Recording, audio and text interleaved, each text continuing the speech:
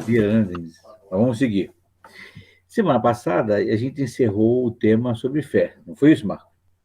Encerramos Sim, fé e eu dizer que nós estaríamos entrando na reta final. Portanto, hoje estamos começando os primeiros quilômetros da reta final. Estamos começando a pegar os primeiros metros da reta final e vamos dar uma pincelada rápida no que é ou no que era o pensamento religioso no Antigo Testamento. Por que isso é importante? O que tem a ver o pensamento religioso do Antigo Testamento para nós? Tem tudo a ver. Por que tem tudo a ver? Tem tudo a ver porque ainda hoje muita gente se utiliza deste pensamento daquela época, trazendo para os dias de hoje e fazendo suas teologias particulares, peculiares, inclusive em algumas denominações, como sendo a teologia seguida. E em alguns aspectos, com um certo grau de distorção, geram infinitas e assustadoras heresias. Nesse aspecto, então, a gente precisa entender como funcionava o pensamento na época e, entendendo esse pensamento, jogá-lo à luz do Evangelho para a gente identificar quais são essas distorções e tentar reduzi-las e colaborar para reduzi-las dentro da igreja. Quando eu falo nesse momento de igreja, estou falando da igreja invisível, da igreja organismo, da igreja corpo de Cristo. Não estou falando de igreja local. Para a gente falar sobre o pensamento do Antigo Testamento, a gente precisa dar uma recapitulada naquele tema que a gente já passou sobre o que é a teologia. Lembram que a gente começou falando sobre isso? Foi a primeira aula nossa, quando nós inauguramos o curso, e falávamos do que é teologia, muito mais no aspecto de como ela se faz do que no aspecto do que ela é efetivamente em termos acadêmicos. Isso não nos interessou na época e ainda não nos interessa, não agora. Mas a teologia, segundo Karl Barth, e aí eu estou chamando para a conversa um dos maiores teólogos do século XIX e XX, Karl Barth, grande amigo da Denise, foram colegas juntos no Mackenzie, e o Karl Barth, desbancando a maioria dos seus teólogos contemporâneos, dizia que teologia pode ser feita por qualquer pessoa. Ele desbancava os grandes teólogos, ele dizia que teologia podia ser feita por qualquer pessoa, porque na cabeça dele, e isso tem no livro dele, ele diz que teologia começa a ser feita a partir do momento que você para pensar em Deus. Quando você para pensar em Deus, quando você para pensar nessa relação do homem com Deus, quando você começa a imaginar como é que Deus se relaciona com você e com as pessoas, isso já é um exercício teológico, é teologia em exercício. Se é uma boa teologia, se é uma fraca teologia, se é uma má teologia, se é uma teologia que presta ou uma teologia que não presta, é outro assunto. Mas é teologia. De certa forma, ele tem alguma razão. Porque se você parar para pensar, você passa por determinadas comunidades, você vê uma porção de casas, casebres, né, montados e erguidos. Aquilo ali foi o quê? Como é que o camarada ergueu aquilo ali? Ele ergueu realizando engenharia. Pô, mas o cara não é engenheiro, tá bom, não é engenheiro, ele não cursou engenharia, mas ele levantou a casa, não levantou a casa? A família dele está morando ali embaixo, não tem sala, quarto, banheiro, ou se não tem sala, quarto, não importa. Ele ergueu uma parede, botou a família dentro e está morando. Ele realizou uma engenharia. Ele realizou uma engenharia. Ah, mas está faltando uma porção de coisa, está fora de esquadro, a parede está torta. Bom, aí é uma má engenharia. A engenharia que deu para ele fazer, mas ele realizou engenharia.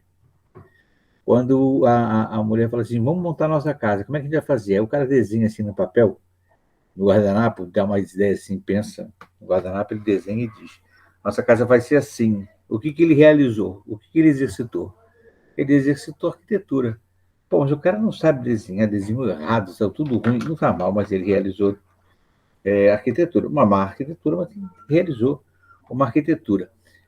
E é importante que a gente entenda que as disciplinas, elas não são em si mesmas o expoente do saber. Elas são apenas a formalização e a reunião das melhores práticas do saber do saber que foi percebido como o melhor de todas elas. Então, quando o camarada começa a utilizar uma determinada técnica que funciona melhor, aquilo não é mais engenharia que os outros, apenas tornou-se as melhores práticas dentro da engenharia. E aí isso entra dentro do estudo da disciplina que vai formalizar, e quando o cara passa por tudo aquilo ali, ele se torna o engenheiro, ou o arquiteto. A mesma coisa é na questão da teologia. Se você pratica teologia, se você pensa em Deus e como ele se relaciona com você, você está praticando teologia. Ah, mas eu não sou teólogo. Não, você pode não ser teólogo, mas está praticando teologia. Se você tem melhores práticas de pensamento acadêmico teológico, você vai fazer uma boa teologia. Se você não é bem preparado, se você não tem recursos para buscar melhores informações, você vai fazer uma teologia sofrível, uma teologia torta, uma teologia que carece de melhores práticas. Tudo bem, mas está realizando teologia. E por que eu estou recapitulando isso? Por que eu estou trazendo essa questão? Porque no Antigo Testamento, ainda que a palavra teologia não existisse, ainda que o conceito da transmissão do pensamento teológico formal não existisse, também já se fazia teologia. E a gente precisa entender como essa teologia funcionava, porque na prática é essa teologia que passou de pai para filho, de boca a boca, até chegar os dias em que eles começaram a entender de forma mais formal como a teologia funcionava, como funcionava o pensamento teológico, como funcionava a revelação de Deus. Então, tudo isso foi levando um tempo para se formar. Só que enquanto não se formou, e durante todo o tempo que levou para se formar, essa teologia foi a teologia existente, foi a teologia que determinou, que demandou a vida daquelas pessoas. E cada teologia, assim como também cada engenharia, como cada arquitetura, tem suas linhas que você consegue perceber claramente. Se eu fizer um desenho aqui no meu papel, eu não sou muito bom de desenho, mas vocês vão entender rapidamente. Se eu fizer um desenho aqui e perguntar de que arquiteto é esse desenho, eu acho que vocês vão saber. É do Oscar Niemeyer. Oscar Niemeyer. Oscar Por Niemeyer. que? Porque o Oscar Niemeyer tem um traço específico que toda vez que você faz um desenho determinado, você traz à memória a linha, o pensamento arquitetônico do Oscar Niemeyer. Se eu disser assim, ó, isso aqui é um prédio em São Paulo, e esse prédio em São Paulo tem um nome super conhecido. Se eu disser e fizer esse desenho, Denise, qual é o desenho? De que prédio estou falando? É exatamente Copan. Eu só fiz 2 traços e ela entendeu que era o Copan. Por quê? As linhas arquitetônicas do Oscar Niemeyer o mundo inteiro conhece. A teologia também tem suas linhas. O pensamento teológico também tem suas linhas. E aí você vai perceber, através do tempo, que mesmo que determinadas linhas e determinados pensamentos teológicos tenham uma determinada formalização, um título, ela ocupa-se, ou ela se inspira, ou ela é demandante de uma determinada linha lá atrás. Ela é nada mais, nada menos do que a releitura, eu não queria usar essa expressão, mas a verdade é que é exatamente isso, é uma releitura daquela linha teológica do passado. Hoje nós estamos lotados de releitura de teologias do Antigo Testamento. Hoje as nossas igrejas trabalham com este pensamento, que é completamente, e aí começa aí a dar problema, porque isso vai ficar gravado, e também estou andando para isso, mas é completamente anacrônico com o momento da difusão do evangelho no mundo. E por que anacrônico?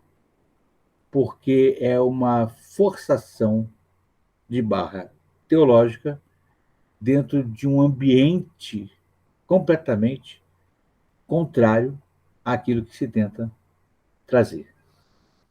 Eu vou dar alguns exemplos para vocês entenderem o que eu quero falar. Se eu trouxer para vocês aqui, por exemplo, a ideia de que uma pessoa precisa ser sacrificada para agradar a algum Deus, seja ele qual for, que tipo de teologia é essa?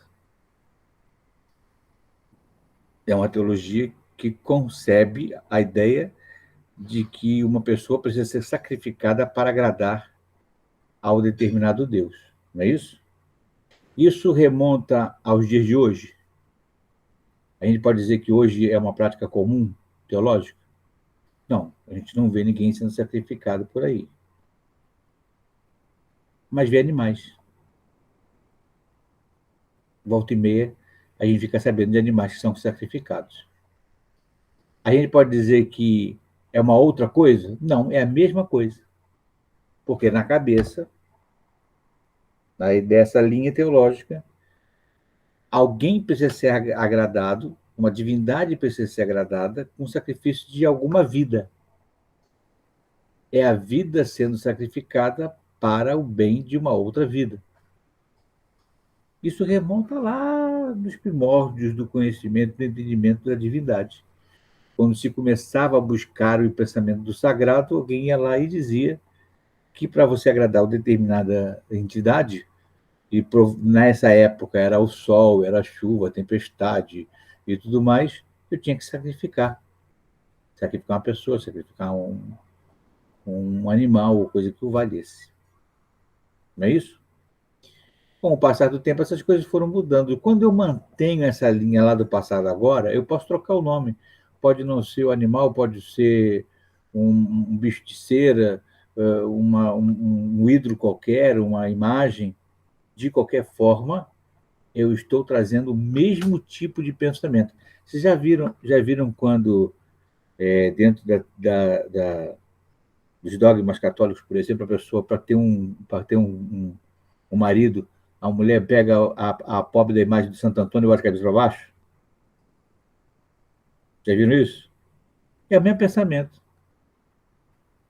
Pega o pobre do santo, vira de cabeça para baixo e fica aí durante um período enorme a imagem de cabeça para baixo, porque a mulher acha que se puser o santo de castigo, ele vai providenciar um marido para ela.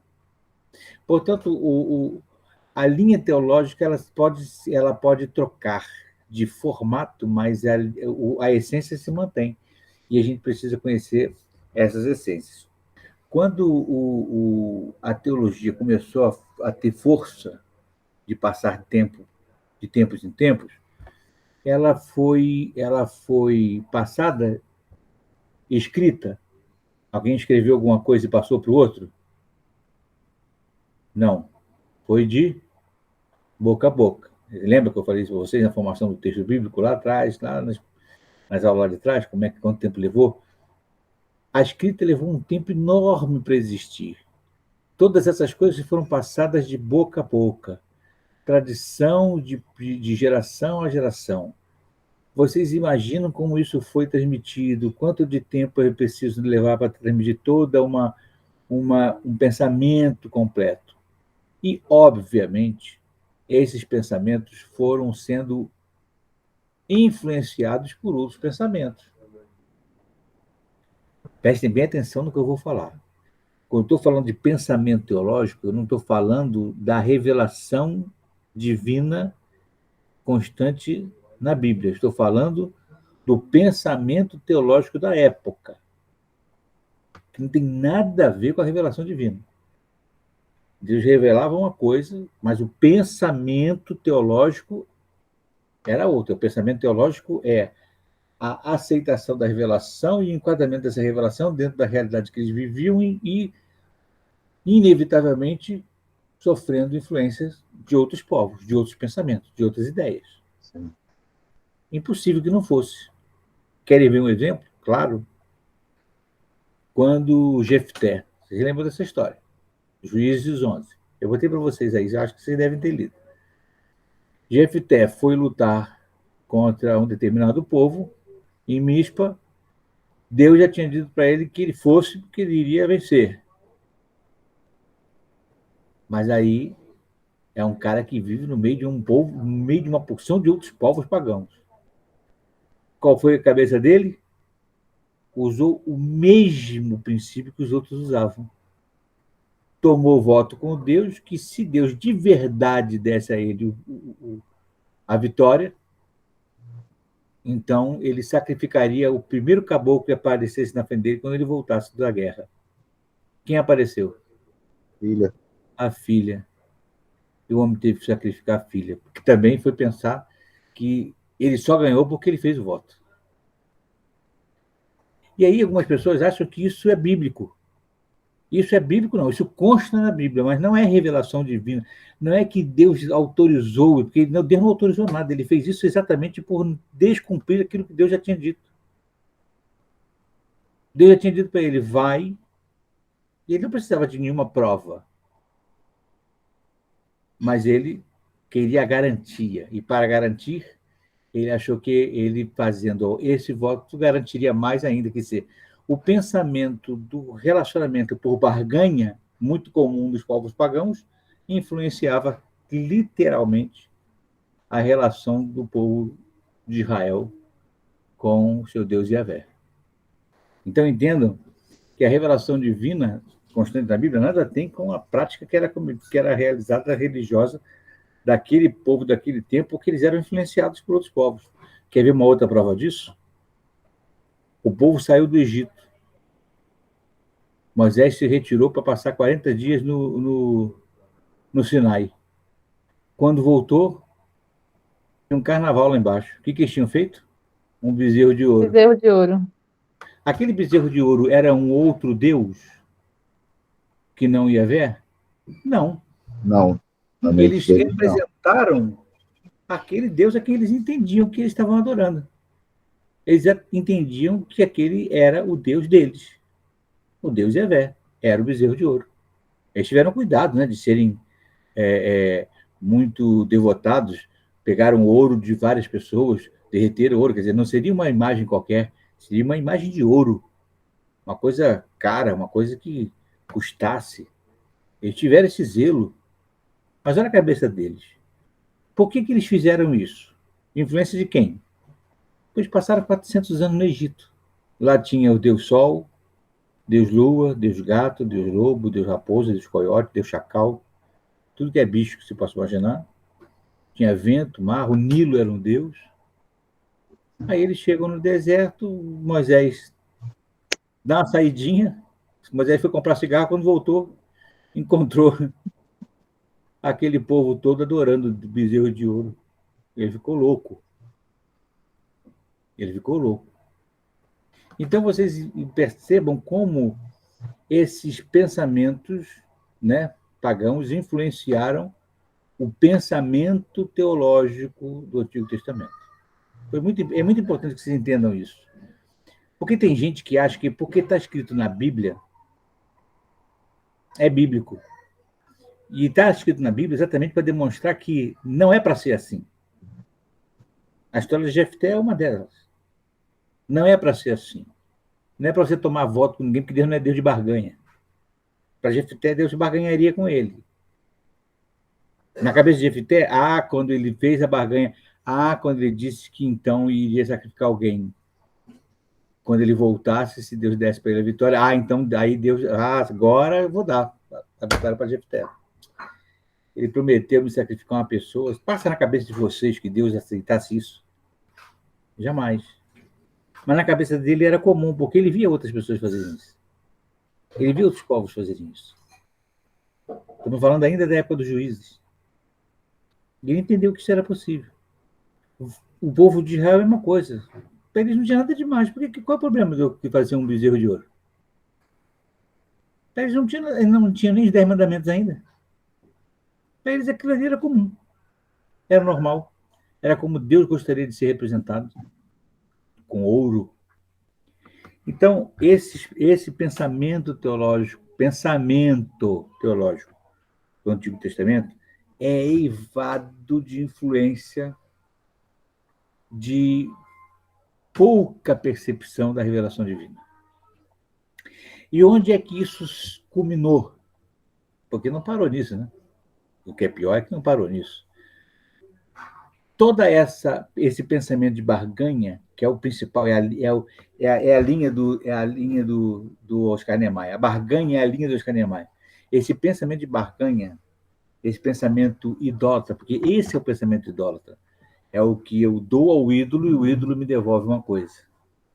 Eu faço alguma coisa para o ídolo me devolve o que eu quero. Se eu contar até 3, e o ídolo me dá o que eu quero. Se eu cumprir as 5 semanas de jejum que ele me pediu, então eu vou resolver e o ídolo vai me dar o que eu quero. Se eu oferecer a carne com 5 pedaços de cravo, o ídolo vai me dar aquilo que eu quero. Se eu der 3 pulinhos, São Longuinho me diz onde é que eu esqueci a porcaria do negócio, que eu não sei onde eu enfiei. E por aí vai. Vocês já viram alguma coisa parecida com isso dentro da igreja evangélica? Se alguém disser que não está indo à igreja. Porque esse pensamento da barganha continua. Esse é o pensamento do idólatra. É quando eu dou ao ídolo alguma coisa que eu imagino que ele queira, e o ídolo me devolve aquilo que eu pretendo. Eu digo para o ídolo, eu vou te dar a primeira pessoa que aparecer na minha frente quando eu voltar da guerra, se você me der o inimigo nas minhas mãos. Logo, se eu tive o inimigo na minha mão, e não por graça, foi por conta do que eu fiz. Logo, eu tenho que cumprir o meu voto. Eu sacrifico a minha filha. Esse pensamento da barganha, ele evolui. Prestem atenção nisso, que é muito importante. O pensamento da barganha, ele evolui para uma das coisas mais perniciosas que existem dentro do princípio da relação do homem com Deus, do ser humano com Deus, da criatura com o Criador. Ela evolui para o legalismo. Porque aquilo que antes era uma barganha fica subrepticiamente escondida na ideia de que se eu fizer aquilo que ele diz que é para ser feito, logo eu receberei os louros, receberei de volta o prêmio da minha obediência. Então eu cumpro os 10 mandamentos e recebo o prêmio de ter cumprido os 10 mandamentos. Olha que eu estou chegando numa linha tênue e perigosa, mas eu preciso que vocês entendam isso. Porque é exatamente isso o princípio do legalismo que se abate hoje em uma porção de gente, em uma porção de igreja, em uma porção de denominação. Tanto é verdade que algumas denominações acreditam que se então você errar num dos mandamentos, você perde a salvação e vai para o inferno. E aí o sacrifício de Cristo não adiantou de nada, né? Porque por mais que ele tenha se sacrificado, você fez xixi fora do pinico e estava lá para escrito, mandamento 8, não farás xixi fora do pinico. Você fez xixi fora do pinico, logo você vai para o inferno. Porque você não cumpriu a sua parte na barganha, na troca. Então, quando esse pensamento teológico veterotestamentário evolui da barganha deslavada, descarada, ela evolui para o legalismo. E logo após a volta do povo do exílio, o legalismo chega aos píncaros, chega no topo. Tanto é verdade que quando Jesus chega, ele está num ambiente de quê? Fariseus, escribas, doutores da lei. São pessoas que trabalham como guardiães daquilo que precisa ser feito para que então tudo aconteça de bom para o povo de Israel. O Messias está sendo esperado tanto quanto eu cumpro com as minhas obrigações de povo de Deus. Ainda vem o Messias, porque eu cumpro os 10 mandamentos. Eu faço tudo correto. Senhor, disse o jovem, desde criança eu cumpro todos os mandamentos. Que me falta para herdar o reino de Deus? Olha a pergunta do camarada. E ele é safado, né? Porque ele começa assim, bom mestre. Ele começa querendo fazer bater um lero com Jesus, né? Bom mestre, adulador, o embrumador, rolando lero. Bom, mestre, que devo fazer para herdar o reino de Deus? Porque eu já sou bom demais, eu faço tudo direitinho, desde a tenridade que eu cumpro tudo certinho. Ele achou que Jesus vai dizer para ele, bom, já que você já cumpre tudo, e ainda parece ser uma pessoa boa, que já começou me chamando de bom, não precisa fazer mais nada, você está com a entrada certa, garantida, você está completamente dentro, você já nasceu pronto. Aí Jesus desmonta o camarada quando diz, falta uma coisa só, vai, vende tudo que você tem, dá aos pobres e me segue. Esse ambiente de legalismo que substitui a barganha de forma subreptícia é tão pesado que no capítulo 5 de Mateus, Jesus começa o Sermão da Montanha dizendo exatamente isso. Ouviste o que fora dito, eu, porém, vos digo.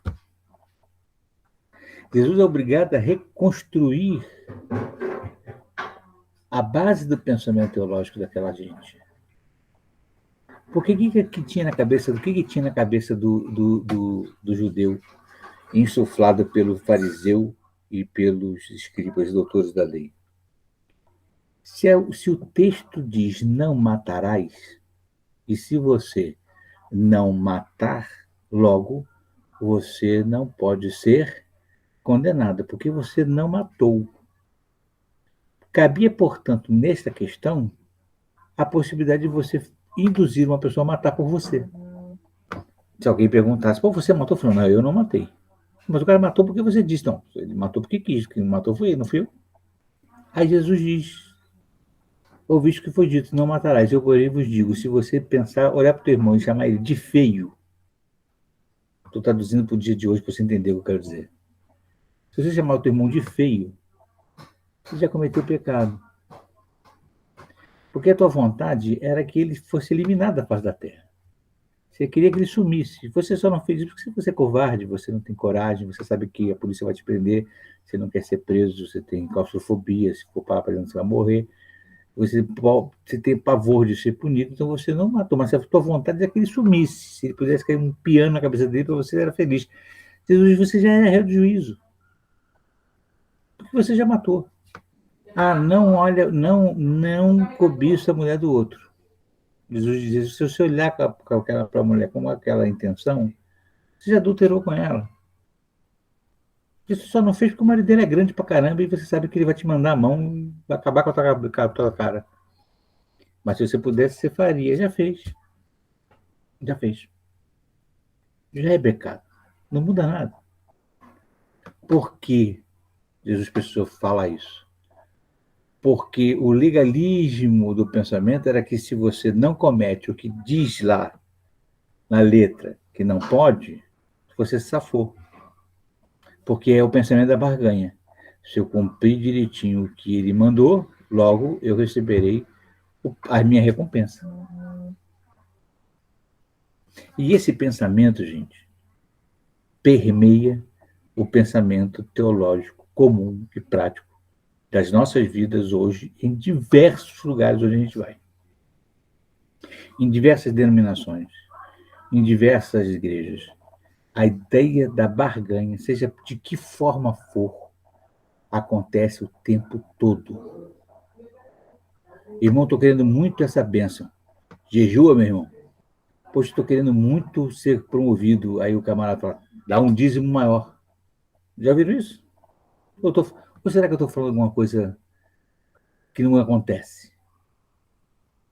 Estou querendo ser promovido, pastor. Dá um dízimo maior, dá o dízimo sobre o valor que você quer receber de aumento, que você vai ganhar esse aumento. A cabeça do camarada. Barganha com Deus. Dá em troco. Faz alguma coisa. Não temos hoje no pensamento, como não existia naquela época, o pensamento de uma relação com um Deus de graça, um Deus da graça. Não existe hoje, como não existia naquele tempo, uma sustentação de relacionamento com o Deus da graça. Quando, na verdade, foi graça o tempo todo. Abraão creu e isso lhe foi imputado como justiça. O que foi que Abraão fez antes de Deus chamá-lo para sair da sua terra e ir para um lugar que ele iria mostrar? O texto bíblico diz que Abraão era um cara bacaninha, vivia direitinho, cumpridor dos seus deveres, pagava os impostos, respeitava pai e mãe e tal, ainda andava na linha. Aí Deus decidiu que ele seria o primeiro dos hebreus. É assim que o texto diz? Não diz isso. De nada. Abraão, um belo dia, foi chamado por Deus e disse: sai da tua casa. Eu vou te transformar, vou tornar você, ainda que velho, ainda que cansado, ainda que improvável, no pai de uma grande nação. Isso foi feito, ele assim cumpriu, sem nenhum tipo de base, senão a palavra que Deus deu a ele, e isso lhe foi imputado como justiça. Graça. Não foi nenhum mérito. E Paulo faz um desenho disso lindo, quando na carta aos Romanos, ele ainda invoca outra figura muito interessante da história, quando ele diz: entre os gêmeos, Jacó e Esaú, por acaso algum deles já tinha feito alguma coisa para que pudesse dizer: Deus gostou mais desse do que daquele? Não. Foi graça. Foi graça. Então, o pensamento de barganha que funcionava lá, funciona hoje ainda. E é isso que a gente precisa desmontar, os gatilhos desta barganha. Tem gente que faz de Deus um ídolo. Tem gente que faz de Jesus um ídolo. Ah, mas eu estou falando com Jesus, sim, mas está falando dele e relacionando-se com ele como se ele fosse um ídolo. Um ídolo que te dá em troca aquilo que você pretende dele. Parece cruel o que eu estou falando, mas é a pura verdade. Tem idolatria dentro da igreja. E por que tem idolatria dentro da igreja?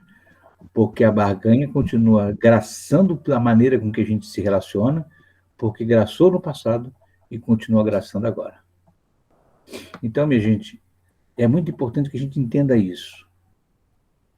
Comece a ter sensibilidade nos ouvidos e no coração para entender com determinados comportamentos e com determinadas exigências ou sugestões muito subliminares, vêm para nós, despertando em nós essa ideia da barganha, da troca, que é um pensamento idólatra, que é um pensamento completamente pagão, daqueles que se relacionam não com o Deus de verdade, mas um ídolo que barganha com você, um ídolo que faz aquilo que você quer, que na verdade não deixa de ser uma relação consigo mesmo.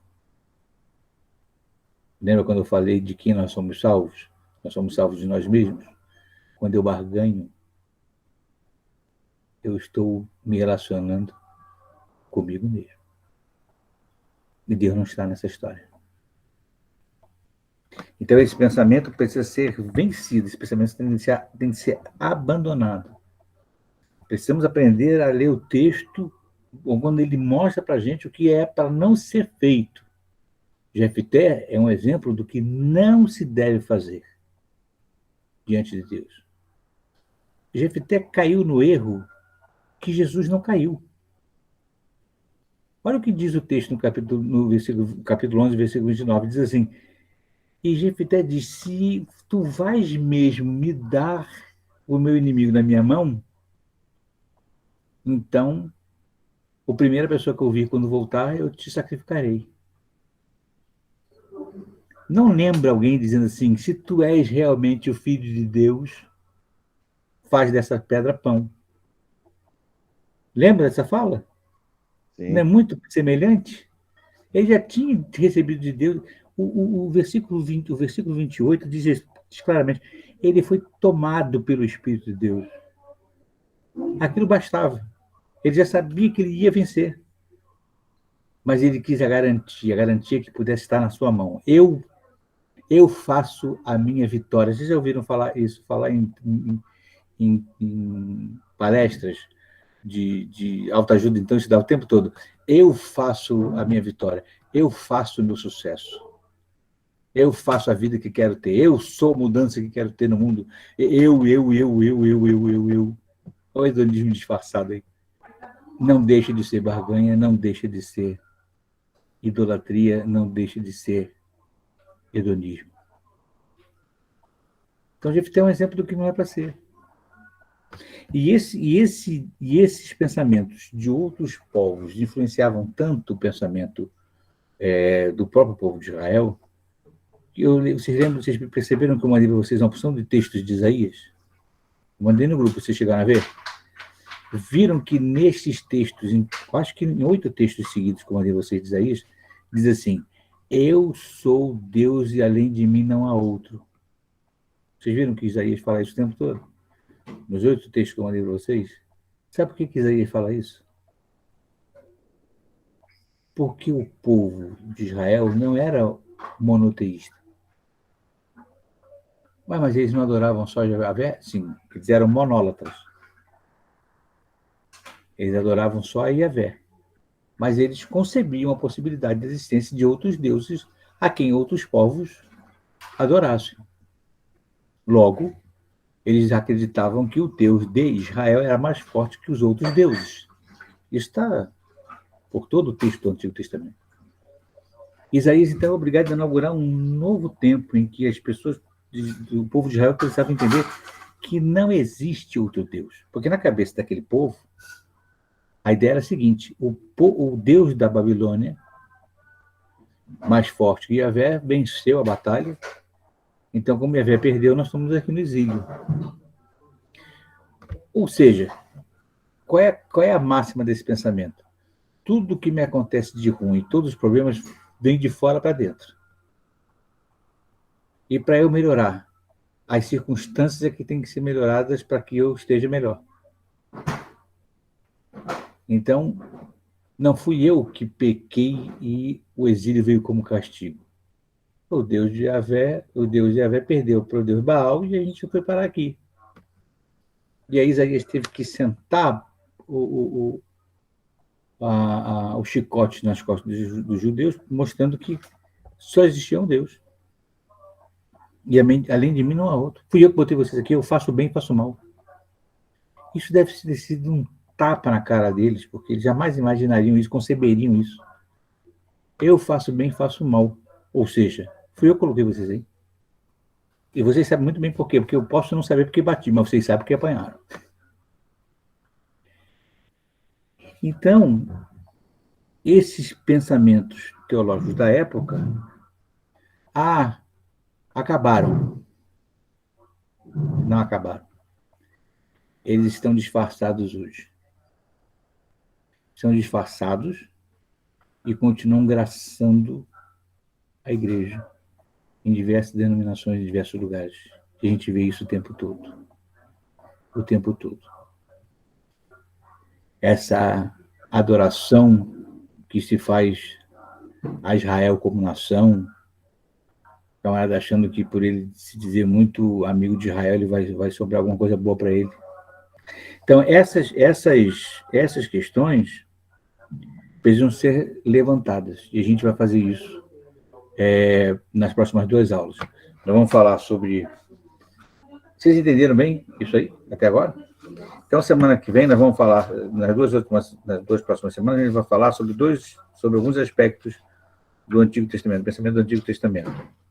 A gente vai falar, deixa eu pegar aqui, a gente vai falar sobre o que eles entendiam que era a natureza de Deus, e sobre o que era o homem, também sobre o que era ter uma vida virtuosa, e, por final, o que era a morte, como era o além, e o que era o dia do Senhor. E vamos falar sobre profecias. Vamos dar uma pinceladinha sobre profecias, dentro daquela ideia que eu falei para vocês, que depois a gente vai falar sobre escatologia. Mas eu preciso falar sobre profecia nesse contexto, porque nem no Antigo Testamento, prestem atenção no que eu vou falar agora para vocês, nem no período do Antigo Testamento, com todas as influências pagãs, o pensamento sobre o que significava a profecia era tão distorcido como é hoje. Nem naquela época. Você não vê dentro do povo de Israel, vê nos outros povos pagãos, mas dentro do povo de Israel você não vê uma distorção tão descarada, um pensamento tão pobre e tão pequeno sobre o que é uma profecia e qual a sua importância dentro de da relação, da transmissão da vontade de Deus a uma comunidade. Hoje virou uma brincadeira. Você imagina a que ponto as coisas estão chegando. Então a gente precisa ter essa base muito forte, muito fortalecida, para que a gente não caia nessas esparrelas. E por isso eu vou passar essas coisas para vocês. Até aqui tudo bem? Ok? Entenderam qual é a importância da gente falar sobre o pensamento teológico do Antigo Testamento? Porque, só para concluir, eu tenho percebido claramente que muita gente imagina que se está na Bíblia, está no Antigo Testamento, é a palavra de Deus, é para ser feita dessa forma. É verdade. Mas tem muita coisa que está na Bíblia, no Antigo Testamento, exatamente para não ser feita igual. E ninguém precisa explicar isso. Né? O caso de Jefté é um, a mulher de Ló, né? Está lá na Bíblia. A mulher olhou para trás e virou só. É para você virar para trás? É para você olhar para trás? Mais tarde, Jesus vai dizer: quem lança a mão no arado não pode olhar para trás. Já estava dito na revelação divina lá, antigamente, quando a mulher de Ló olhou para trás, com pena da vida que deixou em Sodoma e Gomorra. Tem um texto bíblico, Salmo 14, verso 1 ou 2, não me lembro bem, diz: não há Deus. Olha, a Bíblia está dizendo que não há Deus? Não, está lá escrito. Diz o necio no seu coração. O bobinho, né? Não há Deus. Está na Bíblia, mas não quer dizer que não haja Deus. Então a gente tem que aprender a ler, aprender a entender, perceber que as coisas estão ali para mostrar que é feito, o que é para ser feito e o que não é para ser feito. E tem muita coisa que a gente precisa entender que não é para ser feito. Barganha, de forma alguma, de nenhum modo, pode ser feita com Deus. Porque no momento em que eu tento barganhar com Deus, eu virei Deus de mim mesmo. Tem 2 livros que ajudam muito a compreender essa questão da influência dos outros povos sobre o povo de Israel, que é do André Daniel Heinck, que é Os Outros da Bíblia, e agora ele escreveu o Aqueles da Bíblia. Os outros falam dos outros povos e o Aqueles falam do povo de Israel. Inclusive, eu Ótimo. tenho os 2, e são 2 livros muito bons. Manda no E grupo com sugestão de Mando. leitura. O Bibo também tem uma série, que é exatamente desse livro, onde o Daniel Heinck vai falando de povo por povo. Óbvio que é uma introdução, né? O livro é muito mais amplo do que isso, mas são 2 livros que são muito bons. Vira e mexe, o Daniel Heinck está com promoções com relação a esses livros, e são livros muito atuais, com uma linguagem muito fácil de compreender, para entender a influência dos povos e também para entender a cultura do próprio povo de Israel. Beijo para todos. E até